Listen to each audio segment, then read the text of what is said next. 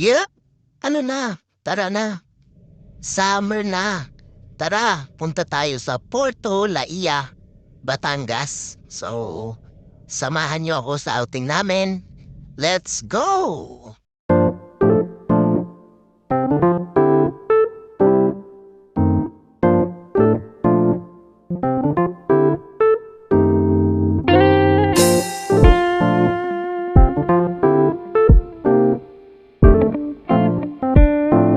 Isang mapagpalang araw na naman sa ating lahat. Today's my video. Papunta tayo ngayon sa Porto Laia, Batangas. So, napagdesisyonan namin ng aking asawa, aking mga anak na doon i-celebrate yung birthday ng aking punsong anak. Para maiba naman. At the same time, makapag-relax at makaligo sa dagat. So, ayan, Porto Laia, Batangas. Nasasakupan to ng San Juan, Batangas. So, ayan, approaching, papasok na tayo sa main gate nila. So, ito pala mga kapanalig ay isang subdivision. Pwede kayong mag-staycation dito kahit isang araw lang. So, yun, may nakuha kami dito isang buong bahay para doon namin ganapin yung birthday ng aking bunsong anak dito sa Porto Laia. So, malapit lang dito yung dagat mga kapanalig, yung beachfront. So, ayan, approach, papasok na kami sa subdivision. So, umamamangha kayo dito kasi napakaganda ng mga dito, bahay. Pwede kayong mag-rent ng isang buong bahay para pag may occasion or family gathering, birthday, or team building, at mga barkada outing. So, tamang-tama dito mga kapanalig.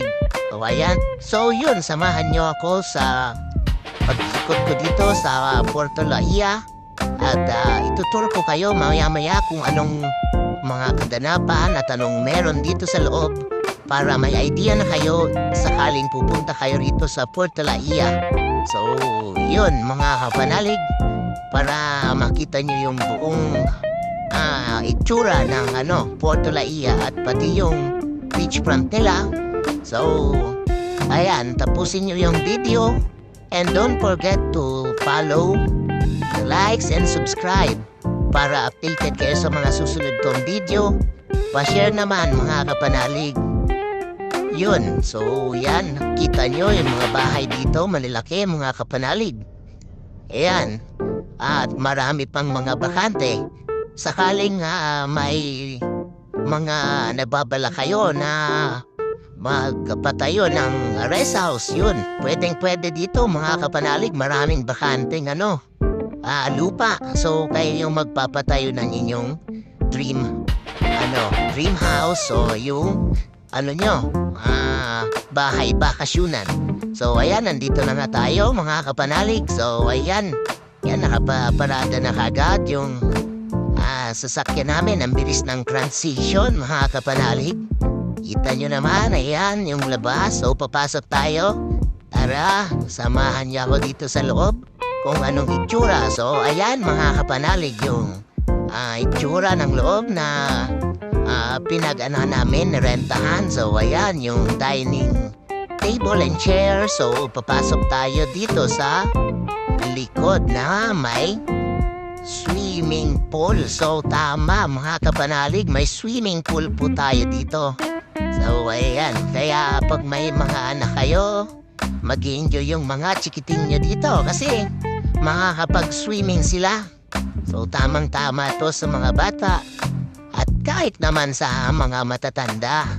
So, yun, may swimming pool na, may dagat pa. So, nasa sa inyo na lang kung saan kayo maligo, sa swimming pool o sa dagat. So, ayan, nagpe-prepare na kami ng mga lulutuin naming mga handa para sa birthday ng aking bunsong anak. So, yun, ayan, napakaganda ng swimming pool nila dito mga kapanalig.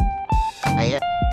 So, yun. Dahil na-prepare na namin yung mga rekado at mga lutuin namin. So, ayan, sinimulan na namin magluto ng mga ihahanda namin. Kasi ngayong araw na to, yung birthday ng aking anak, para may mapagsalu-saluhan na kami at may celebrate namin yung kaarawan ng aking bunsong anak na mag 2 years old. 2 years old nga pala. So ayan, may mga inihaw kami rito na puset at sariwang isda. So yan, nabili namin yan mga kapanalig sa palengke ng San Juan. So ayan, sarap nito mga kapanalig na ulam at pulutan. So ayan, fresh na fresh niyan nung nabili namin. So kung pupunta pala kayo dito mga kapanalig, huwag na kayo magdala ng mga iihawin na isda o ano pa man. Dumaan na lang kayo sa palengke ng San Juan, Batangas. Napakadaming mapagpipilian kayo doon at mabibili ng mga seafood at mga karne ng kambing, karning baka, at karning baboy. So yun, ayan yung mga ihahanda namin mga kapanalig. Seafood lang muna kami kasi non-pork po kami, bawal sa amin yung baboy. So isda, yung namin at mga ipon. So yun, yung mga ihahanda namin, pansit. So ayan, prepare na namin. So ayan, kaunting pasilip uli sa swimming pool.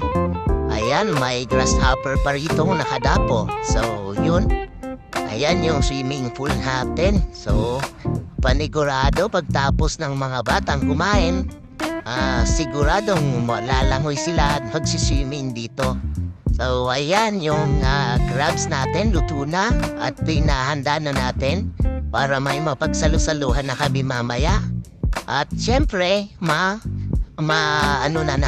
maumpisahan yung celebration ng birthday ng aking bunsong anak. So ayan yung buttered crab.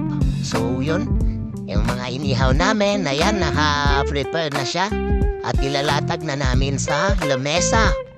So yun, yung inihaw na tuna, ayan, medyo na nga lang na naghiwa-hiwalay.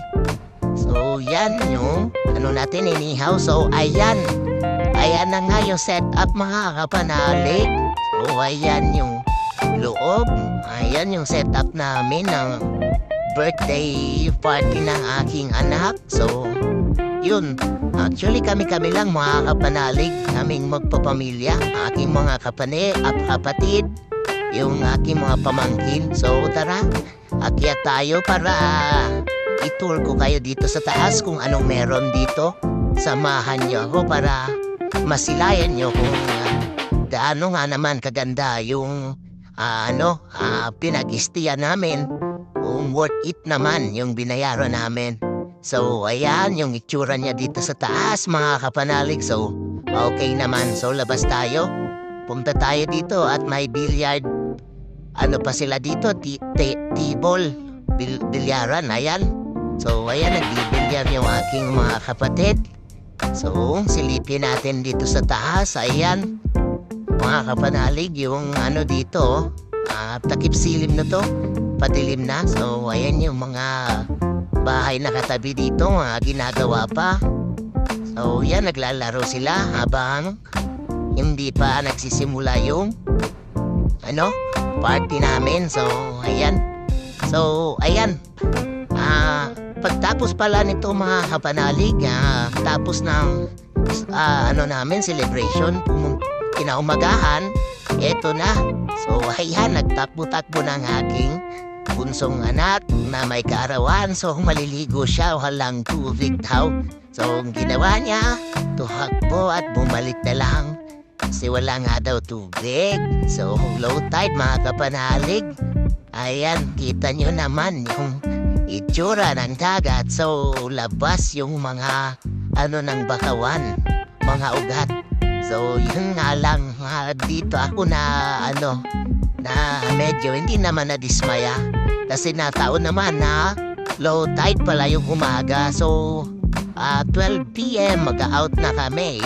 9 AM na to mga kapanalig. So ilang oras na lang yung dapat maliligo kami. So, ginawa namin. Tumawid kami dito sa kabila na resort. So, dito maganda, may swimming pool sila. Ayan, maraming naliligo din ng mga chikiting, mga bata. So, ayan yung itsura niya, yung katabi dito. So, yun, naglakad kami, pupunta doon sa unahan para makahanap kami ng spot na medyo malalim at hindi mabato para makapag-swimming kami. So, ayan na nga. So, yan, naglakad kami doon sa una-unahan kasi medyo malalim-lalim doon at para makapaglublog kami. So, yun, maraming dito, mga kapanalig, mga kadaong nabangga. So, ayan, no? So, maraming resort dito. Nasa sa inyo na lang, mga kapanalig, kung saan nyo gusto. Marami kayong pagpipilian dito sa Lai, San Juan, Batangas. So, ayan, mga kapanalig, paki-support naman ang aking channel. Mga kapanalig, this is Laksi Tibo channel.